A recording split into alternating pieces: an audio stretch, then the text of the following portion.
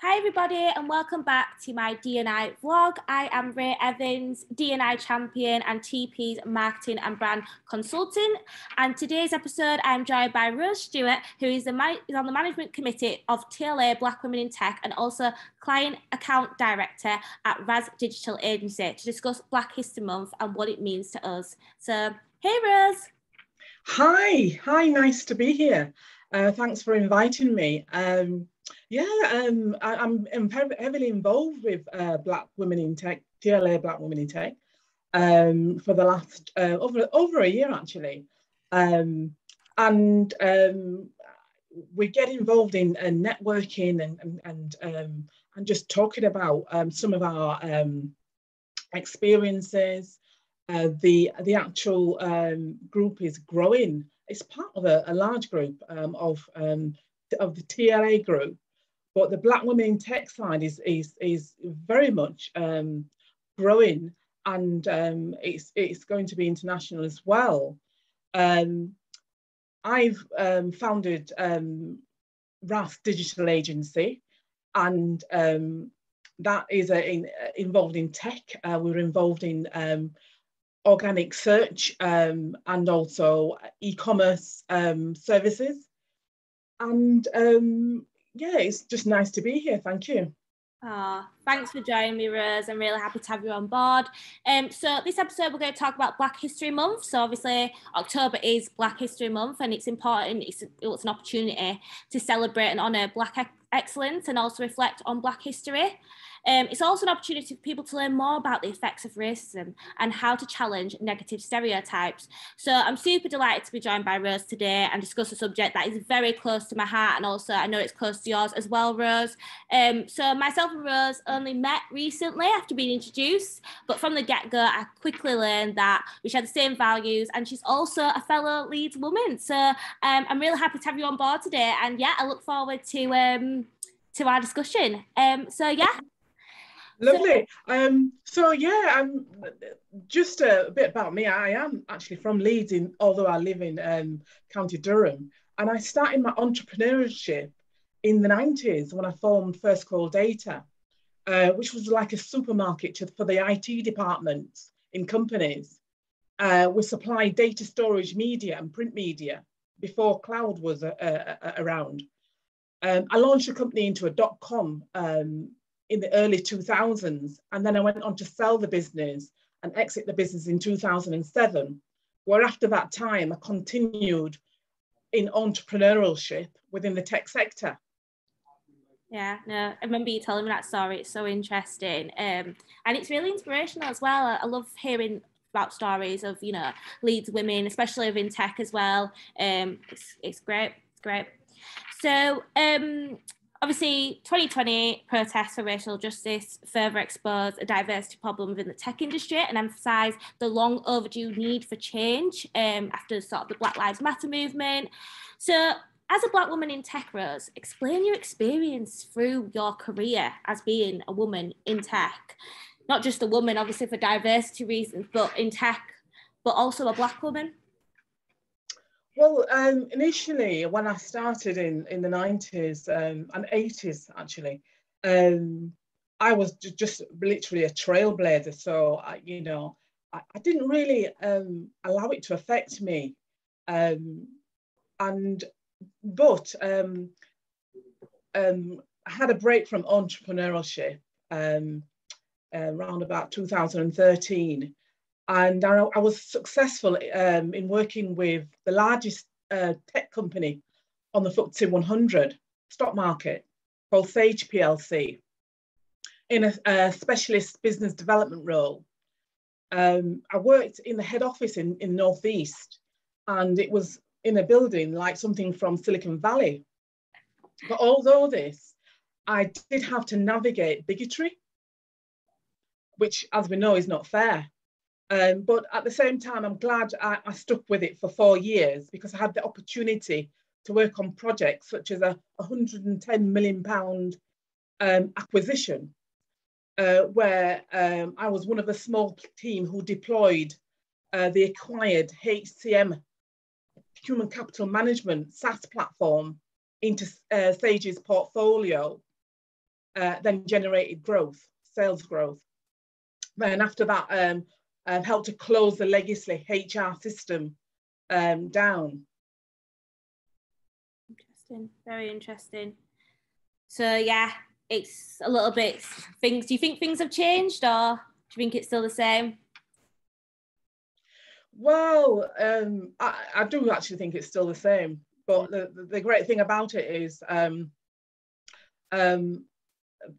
this generation now, younger than me, are looking to make changes, which we've never seen before. They're actually putting it in front of people, yeah, and saying, you know, this is how it is, you know, yeah, and you know, changes need to happen.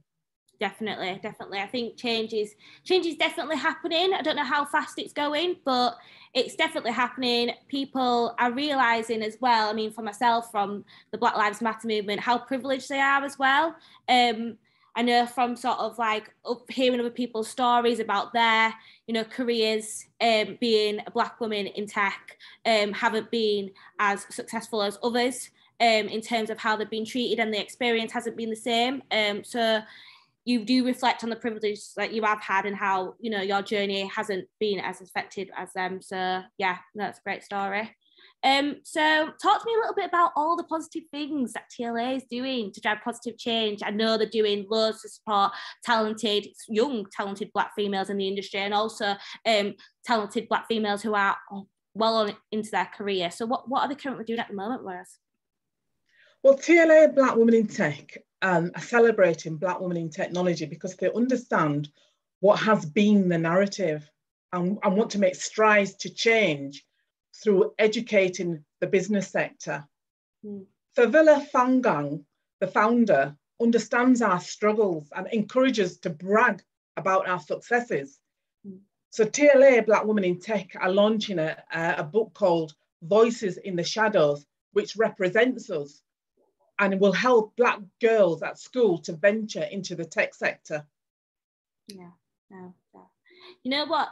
You told me about this book, and I'm really looking forward to it, to be honest. And we will put the link in the comments below as well for when that comes out. So yeah, I think it's today, isn't it? Yeah. Well, the launch date is the 28th of October, so it's on Thursday. Right. Okay. Yeah. No, that's great. We'll put that in the link below. We'll put that in the comments below. So if you do want to have a look at that, that'd be great. So yeah, looking forward to having a look at that. So obviously I'm a firm believer that we must practically be anti-racist with our efforts by taking responsibility and pursuing education and listening to our peers. So, you know, learning a little bit more about Black history, learning a little bit more about the struggles that, you know, particularly for myself and for you, that our ancestry has gone through. So what resources would you recommend for those wanting to educate themselves on Black history and just to learn a little bit more about how, how to challenge microaggressions and also to educate themselves on Black history? So in lockdown, I was on a great course tutored by Dr. Michelle Asantwa, who's an author and a publisher. The company is wivewords.com with a Z. And she delivers a course which covers African futurism, the diaspora, Pan-Africanism, and African spirituality. What I took from the education was that slavery, colonialism, segregation, and racism are all part of the same thing. It's just that we're living with racism right now. Anyone involving themselves in bigotry or racism needs to understand this. Yeah, definitely.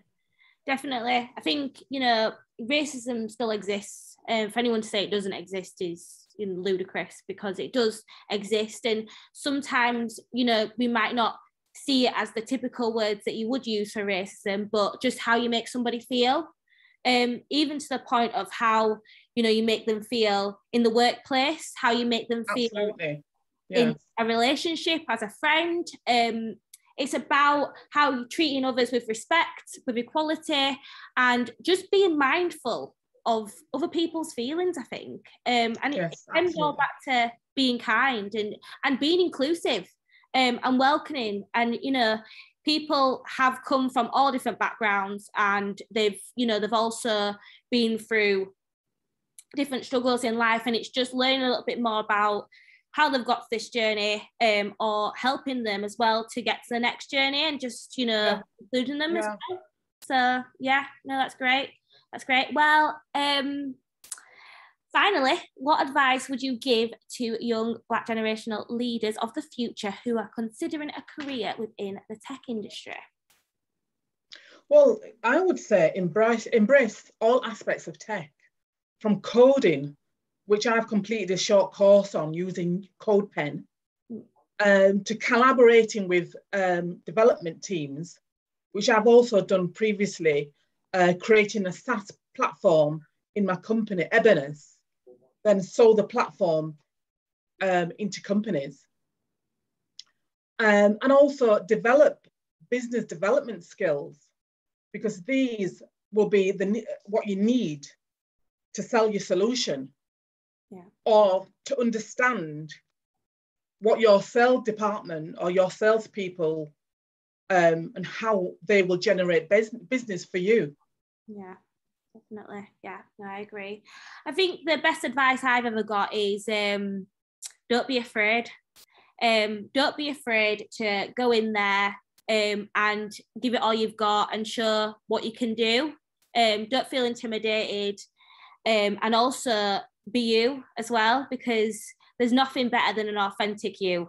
Just be yourself, and also just, yeah, I'm very lucky to be surrounded by such empowering women like yourself, Rose, and like the leadership team, and also my own mentor that I had when I first started in tech marketing. And she always used to say, you know, Ray, there's no better superpower than yourself. You are the best superpower. So yeah, perfect. Absolutely. And you can be your own cheerleader as well. You can be your own cheerleader, definitely. Well, thank you very much for joining me today, Rose. It was great to have this discussion with you and learn a little bit more about all the exciting things that TLA Black Women in Tech are doing, and also learn a little bit about your own journey as well and your experiences within tech. If you do want to come on and be on board my ED&I vlog, then I welcome everybody to this episode, so all the episodes that are coming up. So yeah, everyone's welcome to my party. Thank you.